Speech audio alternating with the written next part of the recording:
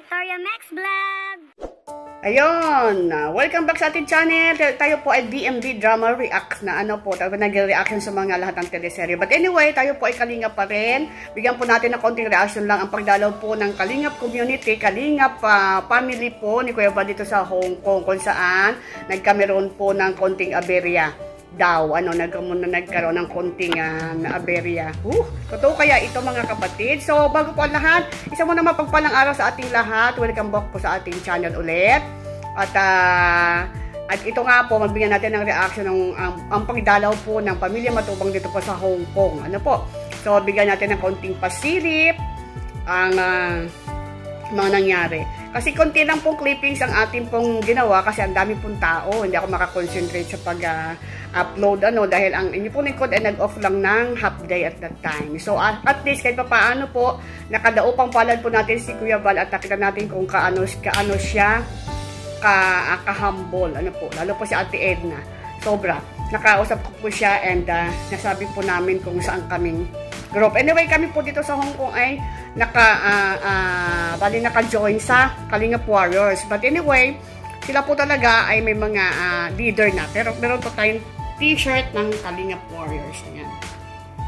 Yan, kulay orange. Si Erap yan.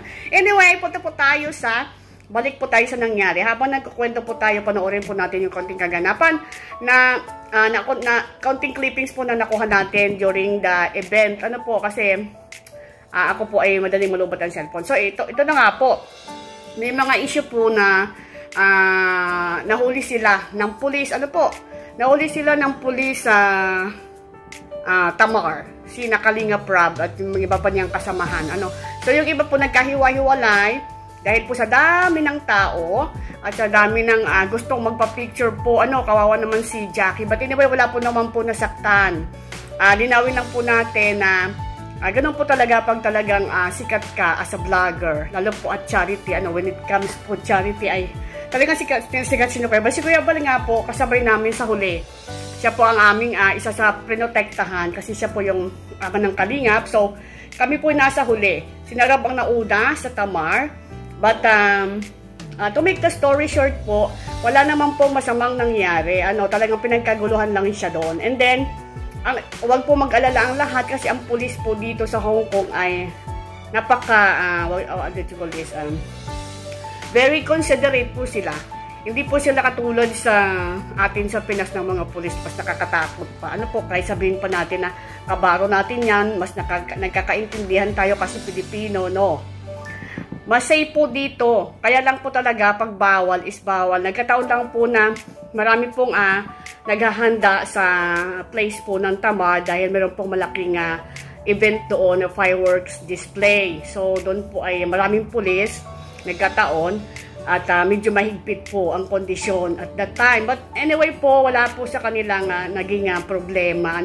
Nga po sila na na-guide pa po sila ng pulis kung ano ang dapat gawin, kung anong bawal at hindi bawal. So, huwag po mag-alala ang lahat. Ayan po. At ito nga po, pasilipin natin sa ating ilan sa mga na-clippings na akin pong nakalap during the event. At napakasaya po doon. Kaunting kainan, kaunting program, may kaunting sayawan ng inyong lingkod ay nakisayaw sa mga Kalingap Warriors na napaka talaga namang grabe ang effort nila para lang po mapasaya ang pamilya Matubang. Salute! Salute Warriors. Especially Marie at saka si Bernadette. Yung aming muse na talaga namang napaka-active. Yan, ang aming pong taga-sayaw. Enjoy lang mga kapatid. Wala bang po natin bigyan ng malaking issue. Ganun po talaga pagsikat. Ang ating pong thumbnail dyan. Nahuli nga ba ng pulis? Bakit kaya? So, yun po ang ating sagot Wala pong masamang nangyari. Iginaid lang po sila ng pulis kasi that time po ay very strict po dahil may fireworks display sa Tamar. Pero,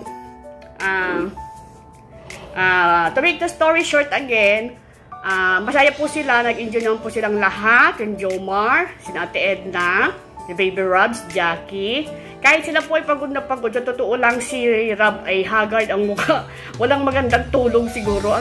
Kasi po, pagdating pa lang po nila, namasyal na sila kung saan-saan. So, dito po kasi ay mapagod rin pagka yung lagi ka namamasyal. So, sila po ay tinulungan ng Kalingap Warriors hanggang kaya nila, yung araw po na yung holiday po yun. So, marami po nag-holiday ng mga Kalingap Warriors. So, good luck po sa ating lahat. Kampante po tayo. Si Kuya Bal po ay pauwi na ngayon. Kaya sila po ay siguro gawa ko ng reaction ngayon. Andun sila sa airplane na going to Manila. Kapauwi na po sila. So, maraming salamat po kay Kuya Bal and Company, Kuya Bal Santos Matubang, Ate Edna Vlogs, Kalingap Rob, si Edu.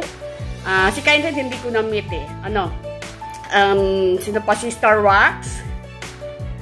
Sino pa ang nandyan? Ang dami. Sina Atinelia, yung ni Baby Rabay. Sina Jackie, yan. Nag-enjoy po sila kaya sila po ay mukhang pagod. Mukha po talaga silang pagod sa totoo lang. So, hindi na po ako nakidot-dot sa kanila ng kasi busy rin po sila sa pag-vlog para sa kanilang mga channel. So, maraming salamat po sa Matubang family, especially po kay Kuya Val Santos Matubang at nadalaw niyo po kami dito sa Hong Kong. At talagang winelcome po namin kayo ng lubos-lubos. Although hindi po lahat ay available. Talagang ang Chinese New Year po kasi ay special yung araw na yan sa mga Chinese. So, sa lahat po nag-effort, Kalingap Warriors, salute mga kapatid. Grabe. Super saya. Talaga po, totoo. Ang saya po, ang daming food. Lahat na i-mention ko na. Po. So, bye-bye everyone. Thank you so much for watching. Ito po ang VMB Drama Reacts. Bigyan lang po natin ng pasilip. Bye-bye!